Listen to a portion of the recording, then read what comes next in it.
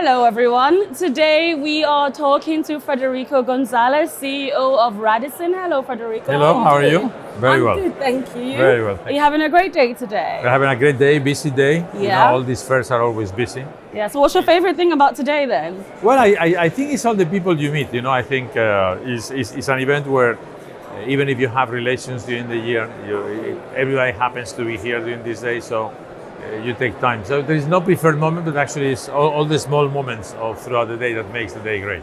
So you've got a panel session and you focus on alignment between public institutions, private players and communities. So from your perspective, what's the one condition that needs to be in place for this alignment to actually work in practice? I think it's ownership and responsibility from both sides. You know, when you want authorities and private sector to get together and act, you need to find someone who takes the responsibility from each of the sectors. Okay, so many times from a private point of view, it's not individual company, it's groups like World Travel and Tourism Council, and from the government or from the authorities, you need also either the country, or sometimes it's a ministry, or sometimes it's a council, or it's a town, that they need to take true ownership on what we want to achieve. If that happens, then progress is possible. And I guess ownership and trust as well, it's a core pillar, I guess, for long-term growth. Yes. So in a context when expectations from communities and institutions are increasing, how do you work to build and maintain that trust? Well, I think is honesty always in what you want to achieve, and then transparency. You know, I think you need to be very transparent on what are the periods based on which you want to work. Is it a 1 year activity, 2, 3 years? What are the goals? And then try to align them. If you align what you want to achieve, then it's much easier that eventually if there is a deviation or not, everybody understands what is being achieved, and then obstacles can be overcome. Hospitality plays a central role in shaping destinations. So how do you approach growth in a way that not only strengthens business performance, but also helps the long-term sustainability of cities and communities? Well, I think it all comes back to how you define sustainability. We define sustainability for many years. Sustainability starts with the individual, then with the community, and then the environment. So it's not only about sustainability in the environmental front that is important, but actually you need to be sustainable with the individuals you treat with. So we need to make sure that we pay well to our employees, that we offer good career progression, because if not, what you are doing with your teams is not sustainable. And then is the community. A hotel usually has a big impact in the community where it starts or where it works. And I think you need to make sure that the teams are engaged with what's happening in the community, what are the needs, how do we need to adapt to those needs of the community. And then if you do that, then obviously when you work on the environment, you have the credibility to do it. What doesn't work is to say that you care a lot about the environment, but you don't care about the individual, or you don't care about the community. So you're not just placed inside the community, you're actually interacting. That's right. That's right. Perfect, thank you. So as you move from pilot to scale with your verified net zero hotels, what has been the most critical factor in making the model operational across different markets? Well, I think it has been to make it work also financially. Think that when you have an idea like this, you need to make some investments, and you need to make sure that those who make the investment also recover, get a return on the investments. So obviously the details of every hotel is different in terms of how much you can invest. What is the impact on the ADR and the target population that each of the hotels is different. So we have been trying in the pilots to fine-tune, a model with which at least we can identify new hotels, test, prove, and then eventually measure that the owner or the investor can get a healthy return on the investments they are making. That's the most complicated. It's one by one that you need to make sure it works.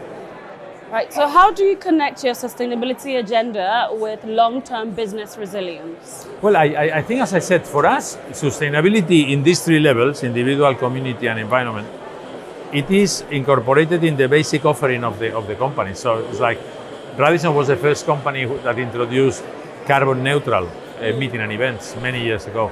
So it is in the culture of the company even before I came or I joined the company.